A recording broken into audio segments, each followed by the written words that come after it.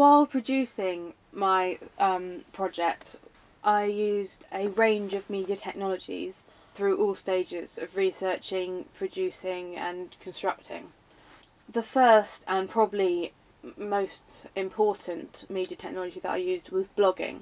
The first thing I did when I started this project was set up a blog on WordPress on the internet, and this blog was there to show basically every single thing I do in my research and planning.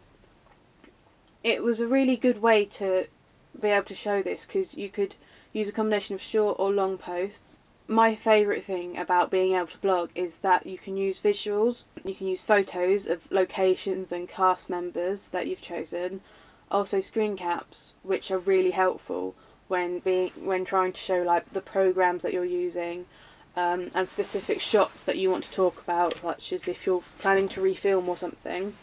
You can also put videos on there straight from YouTube, so you can have a direct link to the existing examples of short films that you are talking about, and it makes it a very easier link. I also was able to put my own rough edits of Trapped on there, so I could put that with my audience feedback.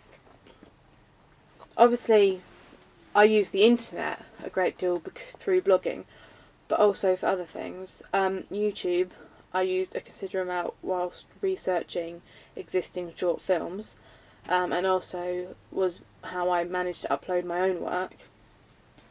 I also used Google Images to research movie posters and schizophrenia as well. And I used a number of medical sites when researching schizophrenia, including the NHS website, which I found really, really helpful.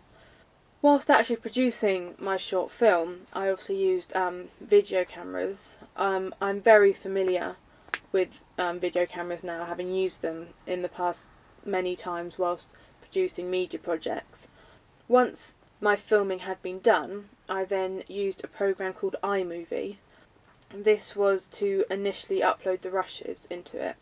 I also used iMovie before this, during the planning stage, to make my animatic.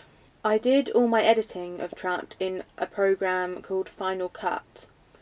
Within this, I could edit both video and sound, and also add transitions and titles. I've used Final Cut several times before in the past, but I'd never used it to make titles on, so this was a new experience for me. It's very reliable when editing, and it's very simple to use, which I like.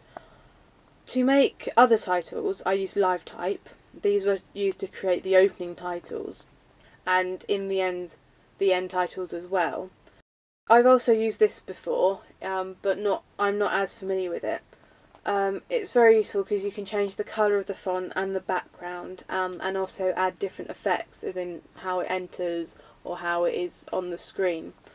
And by having to change background colours and such, I did become more familiar with the programme.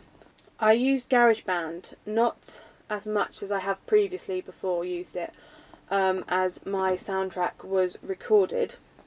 Recording my music led me to use a new form of media technology I hadn't used before, a dictaphone. I obviously had to make myself familiar with this and make sure I used the right setting to get the best quality when recording. After I had recorded my music track, I was then able to edit it in GarageBand and cut it down to the right size and add fade in and fade outs. Once I got to my ancillary tasks, I used a program that I've never used before, which was Photoshop. I've heard a lot about Photoshop, but I had myself never used it until having to do this. I found it very tricky to begin with because I was so unfamiliar with it. Luckily, my friend uses Photoshop a lot for his subjects, and I was given a bit of a starter session, and after this I became much more familiar with the program and was able to use it to produce my poster and magazine review. Through Photoshop, I was able to add images, which I was then able to edit. I could add effects to these and shadows, and I found it really helpful to create what I wanted to show in my film poster. And also I could add text, I could write straight on there or copy and paste text into there. And I could also change the size and font of this text and the positioning of it. I really enjoyed using Photoshop for the first time actually, because I'm very glad that I was able to learn new techniques and a new program to use in the future. It was also very helpful for my magazine review when adding the text, as there was quite a lot of text, and it was a much easier way to import text than writing text is on Paint. And I just found Photoshop just generally much more comprehensive when it came to image editing and adding effects. Thank you very much for listening to the director's commentary of Trap.